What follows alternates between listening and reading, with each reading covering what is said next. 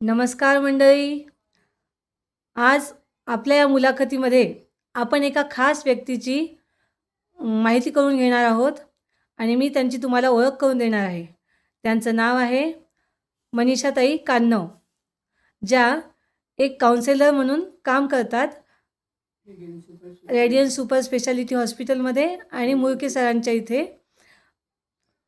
आणि आज त्या आपल्याला एका अशा आजाराबद्दल माहिती देणार आहेत, ज्या आजाराची समाजामध्ये म्हणजे कमी माहिती आहे, ज्याचं नाव आहे पार्किन्सन्स.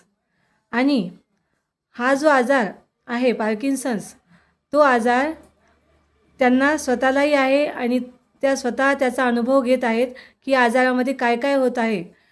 पण ह्या आजार असूनही त्या एवढ्या उमेदीने उभ्या आहेत आणि त्यांना असं वाटते की ह्या आजाराबद्दल समाजामध्ये जनजागृती झाली पाहिजे आणि त्या पेशंट्सना कसं वाटते, त्यांचे अनुभव काय आहेत आणि बाकीच्यांनी त्यांना कसं कोऑपरेट केलं पाहिजे, ह्याबद्दल ते आपल्याला विशेष माहिती देणार आहे. कृपया मॅडम आम्हाला ह्याबद्दल माहिती द्यावी. नमस्कार. तुम्ही मला बोलवलं त्याबद्दल धन्यवाद. हा पार्किन्सनचा आजार असा आहे की कभी खुशी कभी गम न जुदा हो गया, हा नेहमीसाठी टिकणारा आजार आहे. तर या आजाराचं जेव्हा डॉक्टर सांगतात की तुम्हाला हा आजार आहे, ऐकल्याबरोबरच पेशंटचं सगळं गर्भवहित होऊन जातो पेशंट. कारण या आजारावर औषध नाही आणि तो मरेपर्यंत सोबत राहणारा आजार आहे. तर या आजाराचा स्वीकार करायलाच खूप धैर्य लागतं.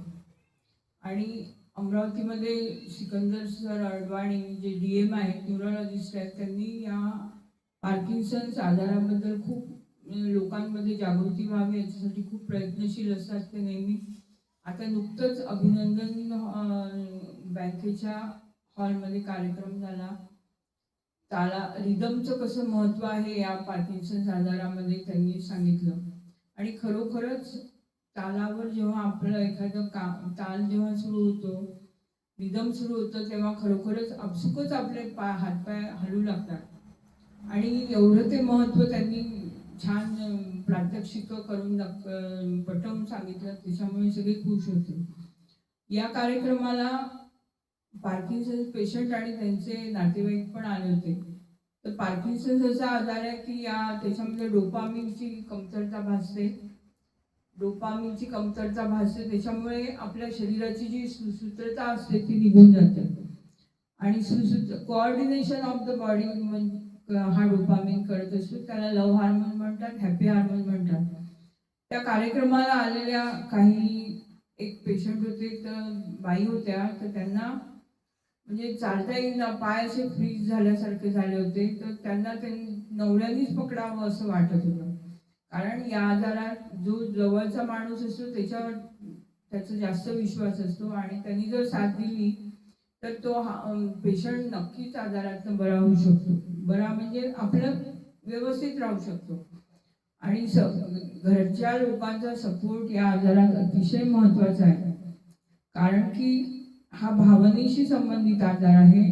जर या आजारामध्ये जर साथ दिली नाही घरच्या लोकांनी तर तो आजार विकोपाला जायला काही वेळ लागत नाही. कारण हा असा आजार आहे की कधी माणूस इतका छान दिसतो की कोणाचा विश्वासही बसणार नाही की असं काही होत आहे म्हणून याला.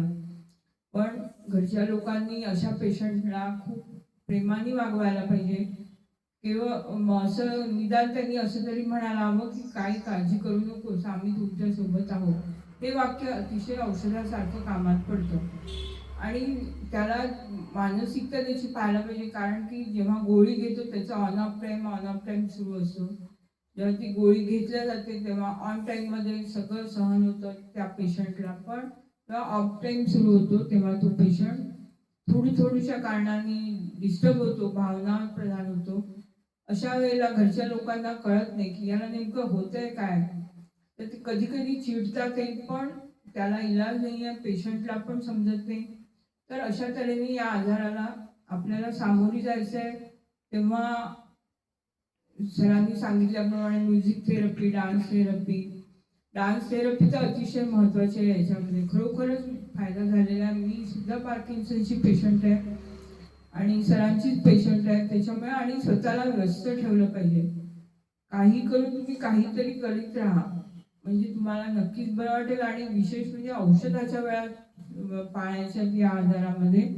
औषध नियमित घ्या, नियमित सगळं जेवण खाण ठेवा, की तुम्ही नक्कीच या आजाराला सहजपणे तोंड देऊ शकाल. आणि घरच्यांची मात्र जबाबदारी खूप जास्त आहे त्याच्यामध्ये. तर या जबाबदारीची जाणीव ठेवून जर सगळे वागले तर नक्कीच घराचं नंदनवन व्हायला काही वेळ लागणार नाही. तसेही पण एकमेकांना प्रेम आणि आदर दिलाच पाहिजे, आणि त्याला काही आपल्याला पैसे पडत नाही. तर अशा तऱ्हेने पार्किन्सन आजार ही समस्या नसून आपण सहज त्याला सोडवू शकतो. धन्यवाद. मॅडम, तुम्ही किती वर्षापासून तुम्हाला हा आजार आहे? मला जवळजवळ 24 वर्ष झाले बघा. याची सुरुवातीची लक्षणे काय जाणवली तुम्हाला? मला ना, मी जेव्हा उभे राहिले तेव्हा मागे मागे जायची, उभी राहिली की मला तेव्हा गंमत वाटायची, पण माझे मुवमेंट एकदम स्लो होऊन गेल्या होत्या. आणि कळेच मला काय होत आहे.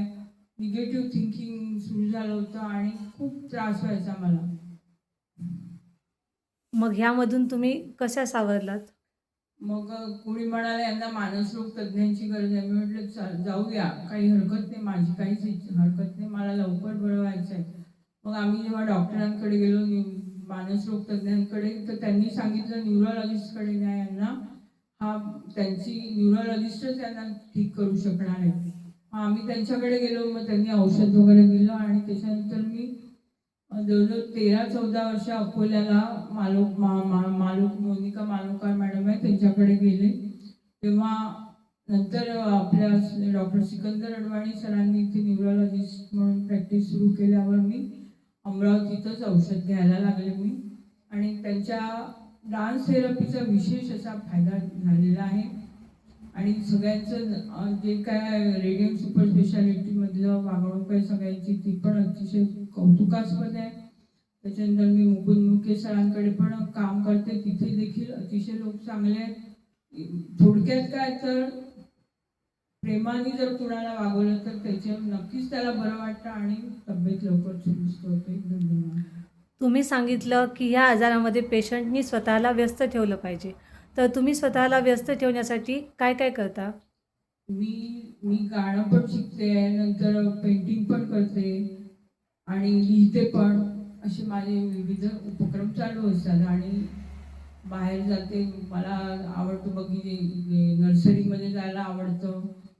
नंतर फुलांच्या बाजारात जायला आवडतं. नुसतं डोळ्यांनी जरी पाहिलं तरी आनंद होतो. शॉपिंग करायला, कपडे घ्यायला आवडतात. त्याच्यामुळे खूप फरक पडतो, डोपामिन वाढतं आणि आपल्याला डोपामिनचीच गरज आहे. गाणं पण म्हणते मी. डान्स थेरपी असते आमची रेडियम सुपर स्पेशालिटी हॉस्पिटलमध्ये रोज.